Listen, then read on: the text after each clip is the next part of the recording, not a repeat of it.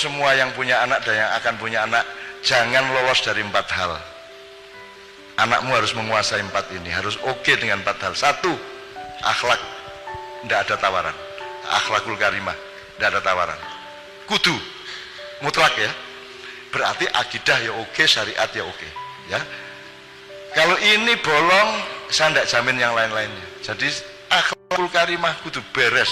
Mau limo gak oleh teman. Ya. Nomor 2, kamu harus terapkan militer di rumahmu. Militer itu maksudnya gak kotor anakmu dijak baris, latihan nembak, terus latihan manah, sunah rasul, terus manai kadang nganggu tangan, kadang nganggu sikil. Ono saiki manah nganggu sikil barang itu. Anakmu itu dilatih disiplin sekeras mungkin. Jangan terjebak oleh kata-kata anti kekerasan. Kalau di Unibra di sini dimulai kekerasan itu diganti. Salah. Violent itu bukan kekerasan bahasa Indonesianya, kekejaman. Anti kekejaman. Nek kekerasan apa anti? Lah nek kon gak keras metenge ya apa? Kudu keras. Lah kalau tiang bendera lembek lah gak ngadeg genderone. Tiang harus keras, tembok harus keras. Ya toh ilmu itu keras, limo adalah limo, keras. Kok anti kekerasan ya apa karepmu? Lah ngelempret terus kan. Anti kekejaman. Bener enggak?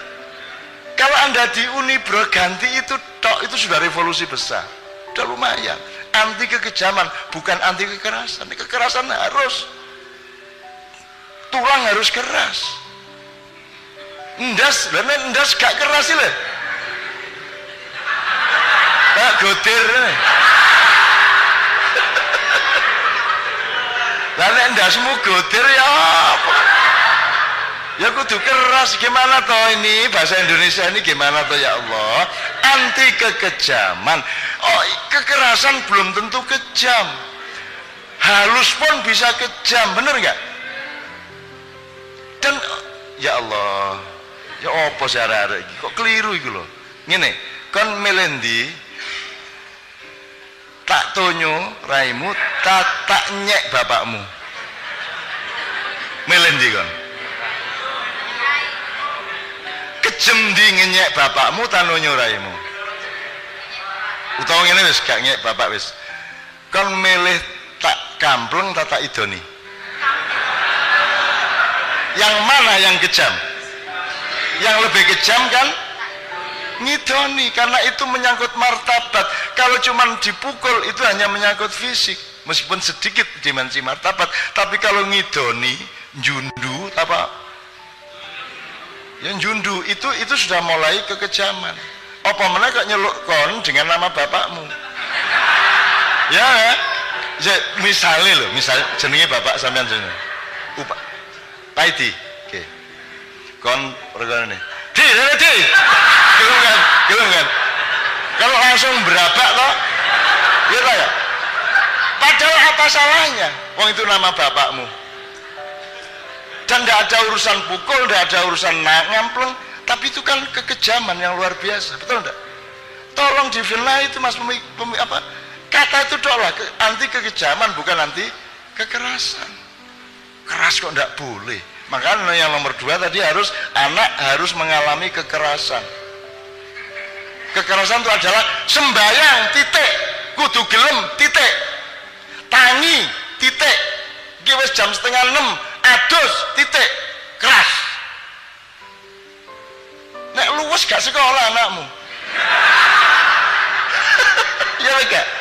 Nek lembek gak dadi kan. Mudah-mudahan ini kelihatannya cuma ilmu kata, tapi ternyata sangat substansial. Iya mas ya? Oke. Iki manco, iki makan jawab. 2 ya. Akhlak, militer, disiplin. Nomor 3, akuntansi. Perkenalkan anakmu, biasakan anakmu untuk menghitung segala sesuatu, bukan ngitung dalam arti util, tapi memanage, ngerti hitungannya. Nek aku ngene ibuku atine ya apa, nek aku ngene guruku ya apa, nek aku ngene meneh terus aku ya apa. Jadi punya hitung-hitungan terhadap kehidupan.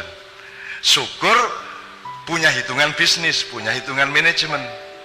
Tapi dengan akhlak yang bagus dan disiplin yang juga sudah bagus, dia tidak mungkin menjadi bisnis oriented atau kapitalis.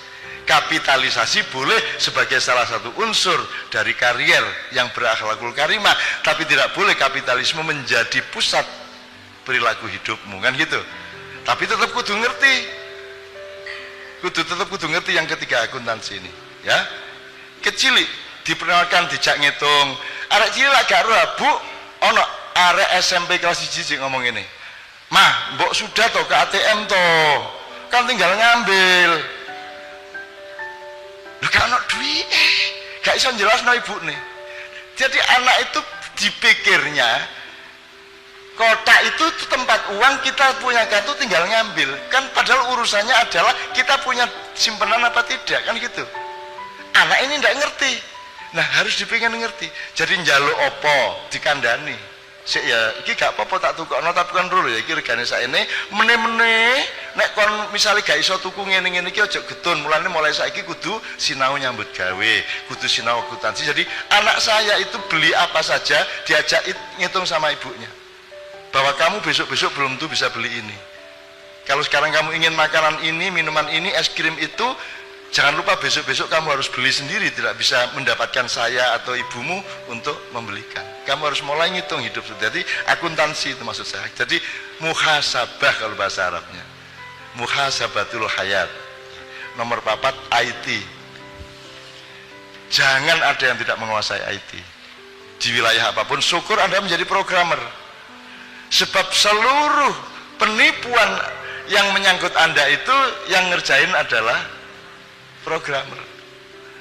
Sehingga konsentrasi sarafmu ngene mergo ndelok film ngene, omongan ngene, itu semua programmer. Jadi Anda harus jadi programmer. Paling tidak fardu kifayah. Harus ada di antara Anda yang menjadi programmer, gitu ya. Anda harus menguasai server, Anda harus menguasai macam-macam. Kalau perlu Anda juga hacker-hacker dan cracker-cracker. Dalam arti untuk perjuangan, gitu ya, dalam arti untuk perjuangan, gitu ya teman-teman sekalian ya. Ini titipan pertanyaan dari teman-teman saya juga. Siapa nama? Yusi dari FK. Bagaimana ya sikap kita sebagai seorang pendidik menghadapi perubahan kebudayaan di kalangan mahasiswa saat ini? Misalnya dalam hal praktis, mungkin dalam cara berpakaian, cara berhubungan dengan dosennya yang kalau dilihat dari zaman saya dulu sangat berbeda dengan sekarang. Bagaimana kita supaya para dosen ini punya keluasan hati dan cara mengarahkan yang benar, karena dikit-dikit kalau kita mengarahkan sesuai dengan peraturan, saya rasa seperti yang diungkapkan tadi bahwa peraturan itu adalah di bawah dari akhlak, tapi cara mengikatkan akhlak yang benar itu seperti apa supaya kita juga nggak disalahkan karena melanggar HAM ini kan nggak masalah karena ini hak saya seperti itu. Saya kira terima kasih. Saya dari Gusti, mana Gusti tadi? Anak didik, apa jenis Mbak? Yusi. Tak kasih tahu ya Mbak ya. Yang dimaksud perubahan budaya itu soal apa misalnya? Berpakaian. Kon tak kandani ya. Berpakaiannya anak muda sekarang itu jauh lebih bagus daripada tahun 70-80. Ojo geragas-geragas, tapi wis lumayan nih. Kamu tahu dulu, Anda pernah dengar Saking Lautan Jilbab?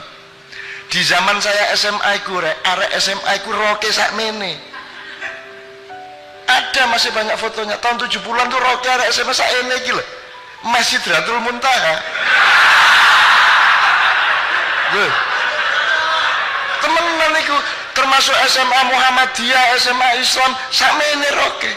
Jadi sakilan teko dengkul iki. Itu tahun 70-an seperti itu. Kemudian kita bikin orang mulai pakai jilbab dikit-dikit, terus saya memperjuangkan jilbab, saya keliling bikin nekat, saya bikin idiom lautan jilbab. Zaman itu belum ada orang pakai jilbab satu pun. Kemudian mulai pakai mahasiswa pertama, baru kemudian ibu-ibu kelas menengah, kemudian ibu-ibu di pasar, mulai sekarang benar-benar lautan jilbab. Aku biar wani ngomong lautan itu janjane yang mergo gak roh. Nek aku sadar betul gak wani ngomong lautan, lagi kolam jilbab wis lumayan. tapi aku nekat. Lautan Jilbab, dan itu drama terbesar dan rekor penonton terbesar adalah drama Lautan Jilbab. Jadi belum pernah ada drama yang penontonnya sampai 35.000 ke atas, hampir 40.000 di Stadion Madiun, di Makassar, di Jogja, di mana-mana. Yang sekarang harus Anda bangun itu budi pekerti. Bayangin Pak Nuh itu bikin 18 pilar karakter atau apa itu. Itu tidak ada yang tentang menghormati orang tua dan guru, itu tidak ada. Elingno Pak Nuh itu waktu dia jadi Mendiknas. Saiki guru diremehno karo murid, nggih ta mboten? Engko nek guru untuk kereng didik melanggar HAM. Anda dihancurkan memang oleh penjajah, oleh kolonial-kolonial. Dulu kolonial datang membawa bedil. Kolonial sekarang masuk ke undang-undang, masuk ke sistem birokrasi, masuk ke rubrikasi negara. Hati-hati, dan itu yang harus Anda perjuangkan. Jadi Anda harus cari cara, ya opo arek iki carane tetap bisa disiplin meskipun saya menghindarkan tuduhan pelanggaran HAM. Masih banyak cara, nggak perlu ngampleng, nggak perlu nyamblek, nggak banyak cara. Jadi mendelik ya iso toh. Wong gitu itu asal nggak nyentuh kok. Yang namanya setiap zaman punya jalan keluarnya sendiri. Yang penting Anda melakukan yang memang harus Anda lakukan. Jangan cemaskan mengenai dunia. Dunia milik Allah dan Allah mengkhalifai. Inna nazalna dzikra wa inna lahu lahafizun. Allah menjaga semua yang cinta kepadanya. Tenang aja, ya. Rodok ngeluh meneh iki, tak dudu sing gak gawe iki. Nggih. Ndak mendidik anak itu saya ndak bisa, Dik. Ndak bisa mendidik anak. Yang namanya mendidik anak itu adalah kita mempelajari Tuhan maunya apa, dia itu siapa, itu kita kuntit terus. Yang namanya rampak itu tak kuntit terus, ini siapa, dan takjub saya luar biasa kepada Allah gitu loh. Gusti Allah enggak ya apa koyo ngene iki, arek iso koyo ngene iki ya apa.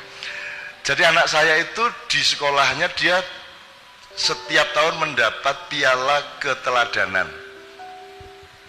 Kok teladan piye? Dia adalah anak yang sangat berdisiplin, padahal nakal. Lu kok iso kon oleh piala disiplin? Apa? Ya enggak sih. Itu tak enggak sih, itu kan juga istilah saja, dia bilang gitu. Terus prakteknya kamu gimana di sekolah kok bisa dapat piala kedisiplinan? Guru-gurunya mengatakan, oh rampak itu anak yang berperan di sekolahannya. Dia bukan rampak. Dia ngemong teman-temannya, dia tidak pernah emosional, dia selalu ngalah, dia selalu menjaga keseimbangan. Jadi nek konco-koncone ku ngomong, wah rampak itu pahlawan kebenaran gitu. Arek cilik-cilik itu ngomong. Tapi saya juga tidak boleh gede-gedein rampak, tidak boleh juga, jangan juga GR-GR sama anak kita. Cuman anak ini memang oleh Allah memang dipasang untuk sesuatu yang sedang saya cari terus-menerus. Jadi jangan meminta anakmu jadi rampak. Sebab rampak itu juga tidak sama dengan saya, tidak sama dengan Sabrang, tidak sama dengan siapapun. Allah punya maksud, kita teliti terus tiap hari. Jadi jangan mencetak anak, yang penting kita teliti Tuhan maunya apa sama anak ini. Pertanyaan-pertanyaannya yang terakhir kan kemarin ibunya pergi ke Australia 10 hari, kan saya punya waktu sama rampak ngobrol, berdiskusi macam-macam, dan selama 10 hari sama saya itu tidak ada anak kecilnya sama sekali. Dia bukan anak kecil sama sekali, segala sesuatunya runding, semua gampang, terus tak colong-colong nilai-nilai yang mendasar-mendasar. Terus kemarin begitu ibunya datang, dia berangkat sekolah, saya tanya, Bapak, sip ya kita kemarin kan diskusi banyak nih.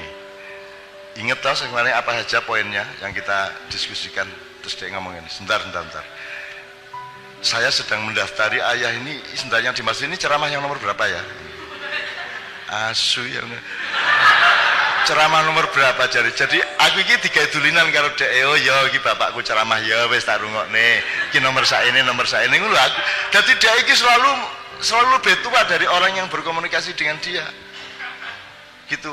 Nah, itu Allah. Konsepnya ke Allah, jangan ke dia. Karena Allah itu mentakdirkan sesuatu, itu namanya personalitas, itu ditentukan oleh Allah. Kamu nyari, kamu meneliti, karena si rampak dan anak-anak siapapun sebenarnya mereka sedang berproses meneliti siapa dirinya. Dan Rampak itu peneliti yang luar biasa atas dirinya. Sebentar. Aku ini masih takut loh sama hantu. Benar, aku takut. Dia ngomong ngono. Nah, kalau gitu kita analisis kamu takut itu hantu apa konsepku hantu. Terus kayaknya sebenarnya saya takut itu konsepku sendiri. Ngomong ngono kuwi. Berarti dia bisa analisis gede. Nah, ajarilah dia berpikir jernih, ya analisis yang ojo GR, ojo minder. Jangan gede-gede ojo tapi tak turute gitu ya. Oke.